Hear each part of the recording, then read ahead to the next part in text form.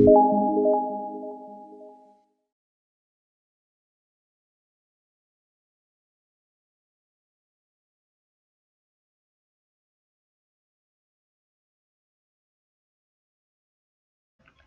bonjour à tous et à toutes. Aujourd'hui, on se retrouve dans une nouvelle vidéo, un nouveau cours, les lois des circuits, destiné aux élèves de première année collège ou bien aux élèves de quatrième dans le programme français.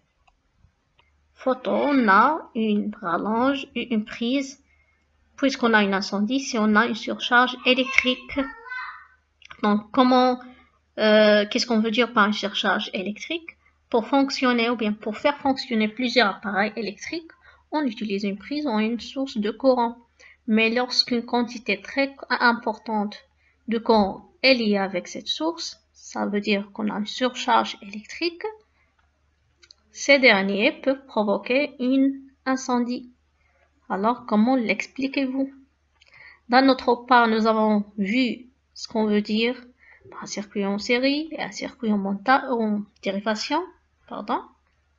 Donc, sauf qu'on ne sait pas comment varient les intensités et les tensions dans ces deux montages.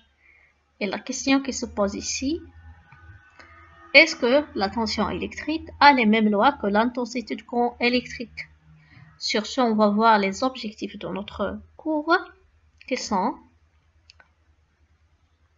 connaître et savoir la loi des nœuds,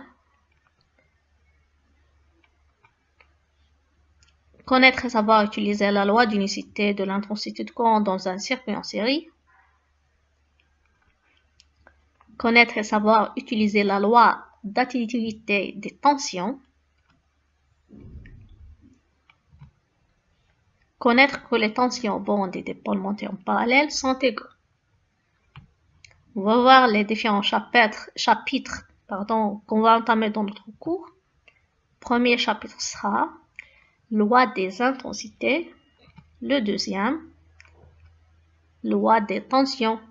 Étudions plus précisément ces lois et commençons par les lois des intensités dans un circuit en série et puis dans un circuit en dérivation. Donc, comme vous voyez, on va commencer par un circuit en série. On a un circuit qui comporte une pile de lampes L1 et L2. Ils forment une seule boucle, ce qui fait qu'on a un circuit en série. On voit aussi qu'on a 3 ampèremètres qui sont branchés dans différentes places ou bien différents points. À votre avis, quelles sont les valeurs qui vont être affichées par ces ampèremètres? Donc, pour pouvoir vous expliquer comment ça se fait cette expérience, je vais vous montrer cette animation. Donc, ici, en rouge, j'ai dessiné à main levée. J'ai dessiné à main levée le circuit pour vous montrer comment je vais brancher l'ampèremètre. Donc, ici, j'ai un circuit en série, un générateur, 2 lampes qui sont différentes, ça veut dire ils ont des tensions différentes. Qu'est-ce que je vais faire maintenant? Je vais brancher le multimètre pour savoir, il est déjà en mode ampèremètre, donc pour savoir la valeur de l'intensité qui parcourt ou bien qui est traversée par ce circuit. Ça veut dire comme si j'aimais, donc je vais le redessiner ici. Donc dans ce cas, l'ampèremètre est ici. Donc voilà. Donc dans ce cas, l'ampèremètre, elle est dans cette place. Donc elle m'affiche combien? Elle m'affiche 0,19. Après, je vais effacer ce que je viens de faire. Donc voilà. Donc on continue. J'ai dit que quand je l'ai placé dans cet endroit, l'ampèremètre m'affiche 0,19. Donc regardons qu'est-ce qu'on va faire après. On va lui changer de place.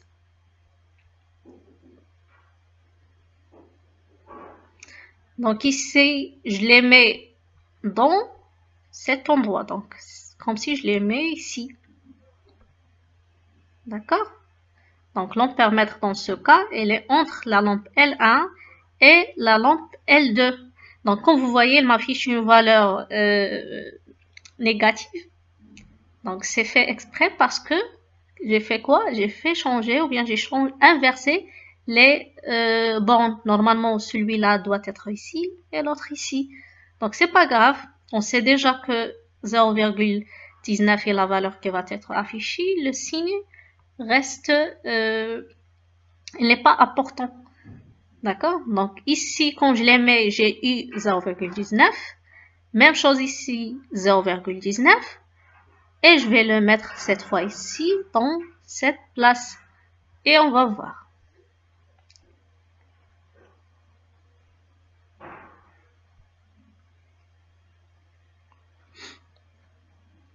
Donc, on va le déconnecter une autre fois.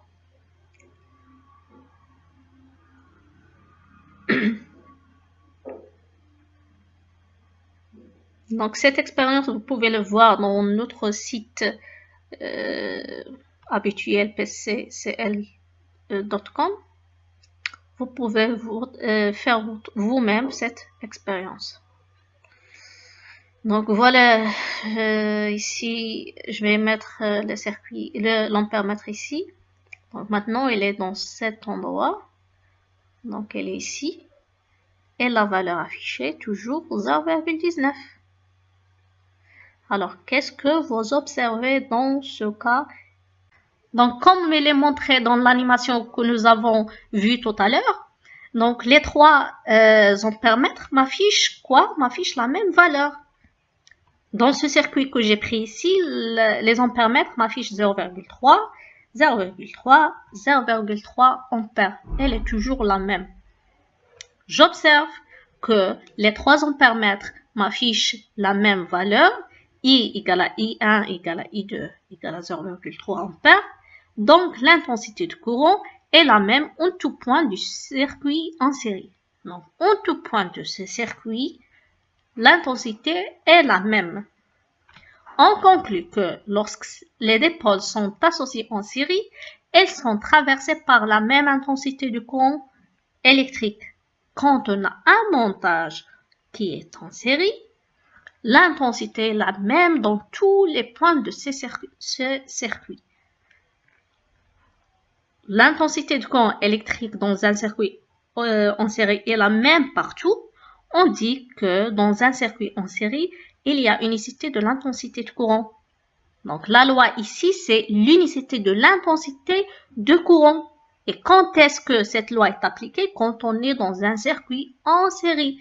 Unicité, ça vient de unique. Ça veut dire que l'intensité est unique en tout point dans un circuit en série. Et on écrit I égale à I2, égale à I3, égale à I4, etc. Peu importe la place où j'ai mis mon ampèremètre. J'espère que c'est bien clair. On passe au circuit en dérivation. Donc, comme vous voyez ici, on a une pile, lampe, ou bien deux lampes qui sont branchées en dérivation. Même chose, on a branché 3 ampèremètres dans différents endroits. Donc, celui-là, sa valeur est notée I, I1 et I2. Et pour pouvoir vous détailler cette expérience, je vais vous montrer encore une fois une animation. Donc, on va faire maintenant une animation concernant le montage en dérivation. Comme vous voyez, les deux lampes sont montées en dérivation. Ici, j'ai réalisé, bien dessiné le circuit pour vous montrer comment je déplace mon ampèremètre. Donc, on commence. Je vais déplacer ou bien brancher mon ampèremètre dans cet endroit. Voilà. Et je vais voir combien la valeur qu'il va m'afficher, il voit combien. Donc, c'est 0,59. Qu'est-ce que je vais faire? Je vais la noter ici pour pouvoir la comparer avec les autres valeurs. 0,59 ampères. Je passe. Donc, maintenant, je vais le déconnecter pour pouvoir lui changer de place. Donc, où est-ce que je vais le brancher maintenant? Voyons. Donc, ici, il est bien détailler le circuit, je vais le monter dans cet endroit. Donc, je vais le monter ici. Voyons comment faire. Je vais débrancher la branche plus, le fil qui est lié avec la borne plus. Et le COM doit être lié avec la lampe 1. Et la valeur qui va être affichée ici, dans ce cas, c'est 0,25. Je vais la noter une autre fois ici, 0,25 ampères. D'accord? Donc ici, la valeur, c'est 0,59. Ici, c'est 0,25. Maintenant, je vais le monter dans cet endroit. Donc, voyons comment faire.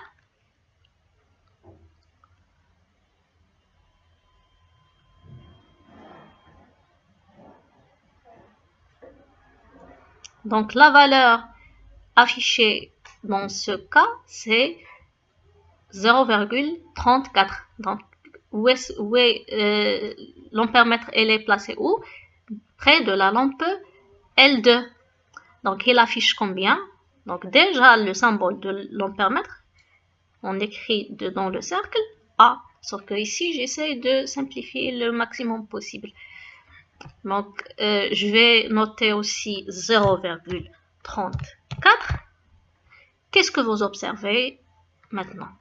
Donc, les trois valeurs sont différentes dans un circuit en dérivation. Par contre, dans un circuit en série, nous avons vu que les valeurs sont identiques.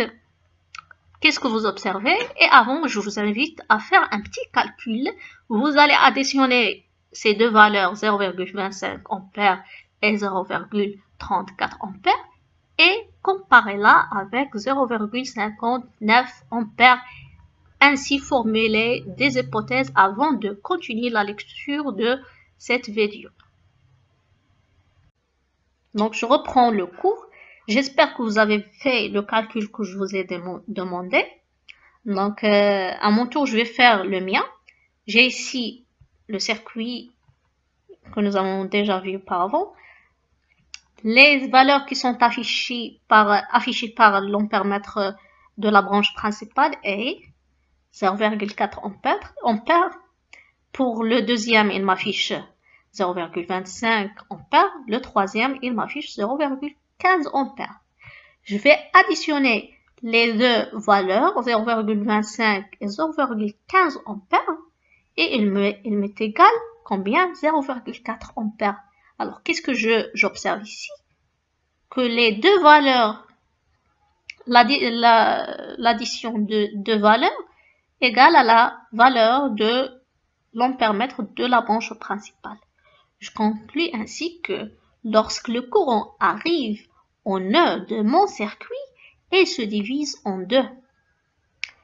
Puis chaque lampe prend sa part de courant et cette valeur dépend de la tension nominale de ma lampe. Ce qui fait j'ai ici 0,5 ampères, valeur supérieure à la valeur de du deuxième ampèremètre. Passons à l'observation. On observe que l'intensité du courant circulant dans la branche principale est égale à la somme des intensités circulant dans les branches secondaires. On écrit alors I égale à I1 plus I2. C'est ce qu'on appelle la loi des nœuds. La loi des nœuds. Parce que le nœud est responsable à la division de mon courant. Les points N et M sont appelés des nœuds. On conclut alors que dans un circuit en dérivation, l'intensité dans la branche principale est égale à la somme des intensités dans les branches secondaires. Ici, on parle de la loi des nœuds. La somme des intensités de courant entrant dans un nœud est égale à la somme des intensités de courant sortant du nœud. Un nœud est le point d'intersection de moins 3 fils conducteurs. Donc le nœud, on parle de nœud quand on a une intersection de 3 fils conducteurs. C'est bon? Donc je vais retourner à mon circuit pour vous montrer comment. Donc, j'ai ici une file, une autre et l'autre ici. Donc, on a combien de fils? 3 fils. Ce qui fait, on a appelé ceci un nœud. Et le nœud, c'est le point d'intersection de 3 fils. La loi du nœud dit que la somme des intensités des courants entrant dans un nœud est égale à la somme des intensités des courants sortant du nœud. Comment ça? Donc, on va voir un exemple. Donc, comme vous voyez ici, on a un nœud. Ici joint, on a les intensités entrant et sortant. À votre avis, où sont les intensités sortant? Où sont les intensités entrant? Donc, comme indique la flèche, I2, il est entrant dans le nœud. I3 aussi, il est entrant dans le nœud. Mais I1, il est sortant dans le nœud. Ou bien du nœud. Les intensités entrantes sont quoi? I2 et I3. Et les intensités sortantes sont I1. Qu'est-ce que je vais écrire? Donc, la loi dit que la somme des intensités de courant entrant est égale à la somme des intensités de courant sortant. Je vais écrire I2 plus I3 égale I1. Voyons voir notre exemple. Donc, ici, on a le nœud où est les intensités entrant.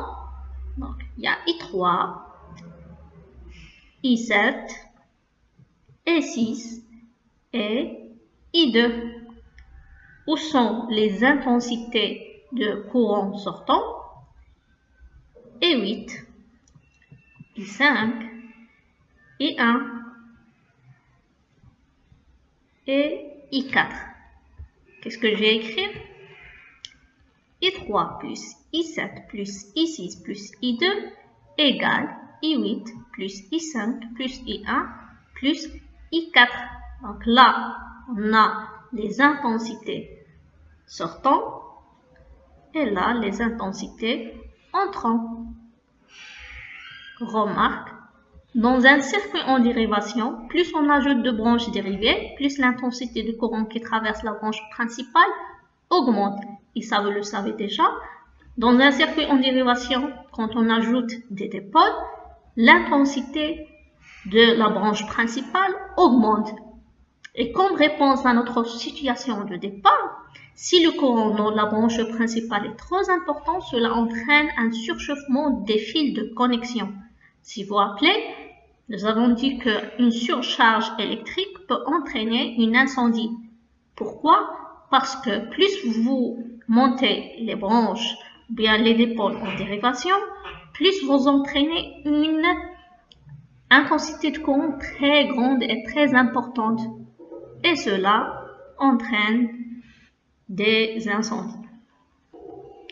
Passons maintenant au deuxième paragraphe de notre cours, loi des tensions. Même chose, on va aller voir dans le circuit en série et dans le circuit en dérivation. Commençons par le premier circuit, ou bien par le premier titre, circuit en série. On a une expérience, on mesure la tension électrique au bord de différents dipôles électriques dans un montage en série, comme vous voyez dans ce montage. Donc, le voltmètre ici, il me mesure la tension entre les bornes du générateur ou bien entre les bornes des deux lampes. Entre les bornes des deux lampes ou bien entre les bornes du générateur. V1, il sert à mesurer la tension de L1 et V2, il sert à mesurer la tension de L2. Pour bien comprendre cette expérience, on va faire une animation. Donc, comme vous voyez ici, on a un circuit qui est en série, un multimètre en mode voltmètre. Donc, j'ai dessiné ici le circuit pour vous montrer où est-ce que je vais mettre mon voltmètre. Donc, dans le premier cas, je vais le mettre ici, comme ceci. Donc, il me mesure la tension entre les bornes des deux lampes, ou bien entre les bornes du générateur. Donc, voyons voir comment ou bien qu'est-ce qu'il va m'indiquer le voltmètre. Donc, la valeur qu'il affiche, c'est 4,68. Je vais l'écrire ici, 4,68 volts. Donc, voilà.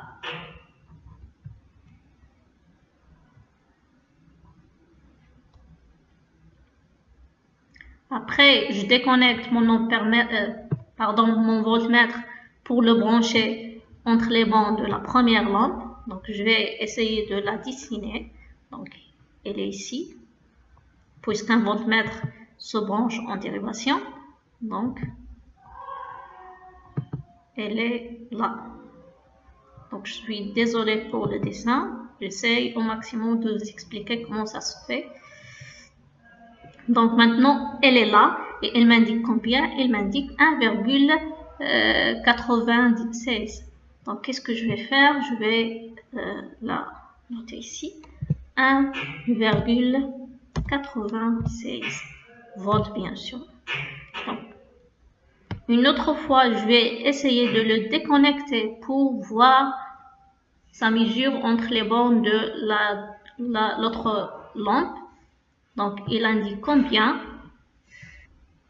Donc, il indique 2,72. Je vais la noter encore une fois. Donc, 2,72 volts. Donc, qu'est-ce que vous observez? Ici, j'ai 4,68. Ici, 1,96. Et là, 2,72 volts. Donc, essayez de faire un petit calcul. Donc, pardon, j'ai oublié de dessiner le voltmètre ici. Donc, essayez maintenant de faire le calcul. Essayez d'additionner ces deux valeurs et comparez-la avec la première valeur. Donc, j'espère que vous avez fait, à partir de l'animation, le calcul que je vous ai demandé. Donc, vous allez trouver que 1,96 plus 2,72 égale à combien? Égale à 4,68 volts. À mon tour, donc, quant à mon montage, j'ai trouvé 6 volts dans la tension de mon premier voltmètre qui mesure la tension entre les deux lampes.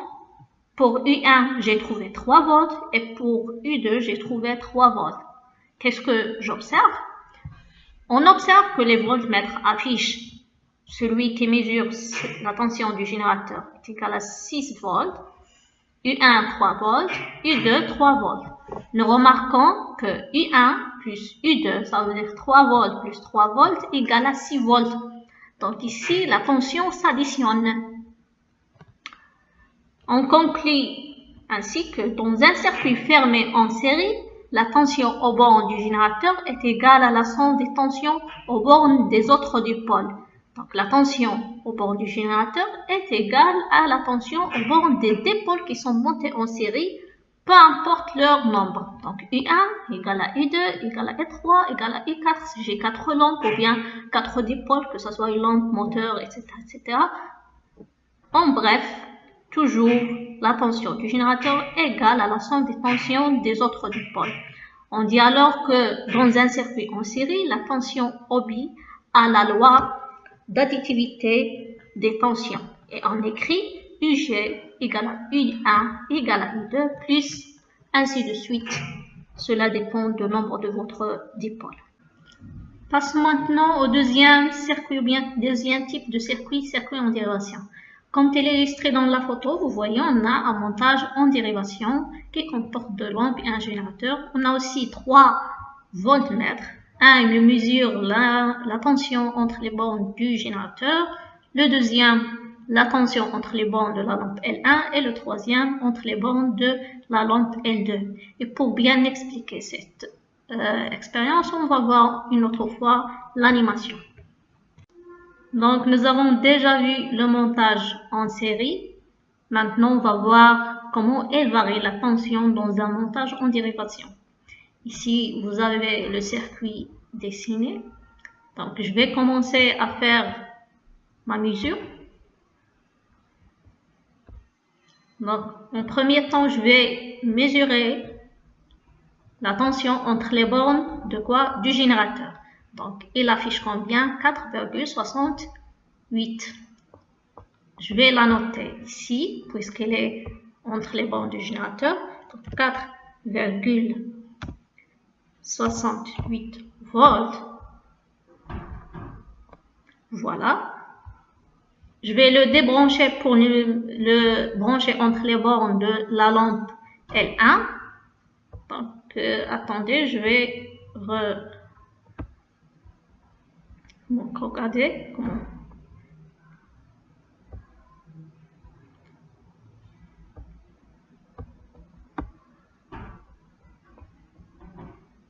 Donc, il affiche combien? Il affiche 4,68 quand elle est branchée entre les bornes de la lampe L1.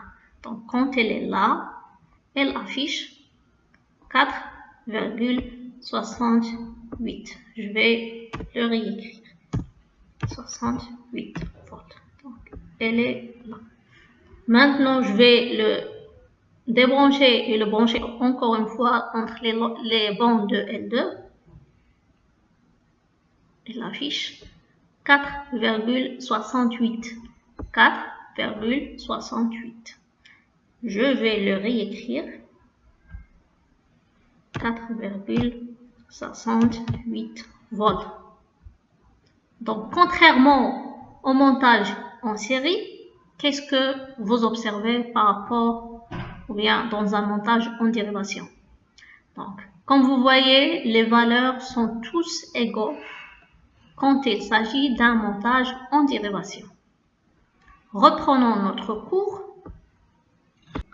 Donc, comme vous voyez tout à l'heure dans l'animation, donc les 3 voltmètres m'affichent toujours la même valeur. Même chose ici, donc UG égale à 6 volts, U1 6 volts, U2 6 volts. On observe que le voltmètre V égale à 6 volts, V1 6 volts, V2 6 volts, et nous remarquons que U du générateur égale à toujours à U de la lampe égale à U de la plutôt U de la lampe L1 égale à U de la lampe L2 et ainsi de suite. Conclusion, donc la tension aux bornes du générateur est la même aux bornes de chaque dipôle en dérivation, peu importe le nombre de dipôles, à condition qu'ils soient toujours en dérivation avec les autres. Donc, dans un circuit en dérivation, la tension OB a la loi d'unicité des tensions. Je parle de la loi d'unicité des tensions quand je suis dans un montage en dérivation. Et on écrit que UG, ça veut dire U du générateur, égale à U1 égale à U2. Ici, quand j'ai 2 lampes en dérivation. Et si j'ai 3 ou 4, j'ajoute égale à U3 égale à U4. Donc, passons maintenant à un résumé de notre cours réalisé par mon cher élève Mouad Zaboun, qu'Allah le récompense. Donc, qu'est-ce qu'il a fait? Il a assemblé les différentes lois de circuit dans un tableau, que ce soit dans un montage en série ou dans un montage en dérivation. Donc, commençons par la tension. Elle obéit à la loi d'additivité des tensions. Ça veut dire que, bien sûr, dans un montage en série, ça veut dire que U1 égale à U2 plus U3. Donc, ici, les tensions s'additionnent. C'est pour ça qu'on l'a appelé loi d'additivité des tensions. Quand il s'agit d'un montage en dérivation, elle obéit à la loi d'unicité, ça veut dire que les différentes tensions sont égaux dans ou bien entre les bandes de mes dipôles montés en dérivation. Quant à l'intensité, elle obéit à la loi d'unicité quand il s'agit d'un montage en série. Ça veut dire que les intensités sont tous les mêmes dans les différents points de mon montage. Et quand il s'agit d'un montage en dérivation, elle obéit à la loi des nœuds. Ça veut dire que le nœud est responsable à la distribution de mon courant principal. Et si vous faites un simple calcul de 0,24 ampères plus 0,35 ampères, ça va vous donner 0,59 ampères, l'intensité de ma branche principale. Donc, on est arrivé à la fin de notre leçon.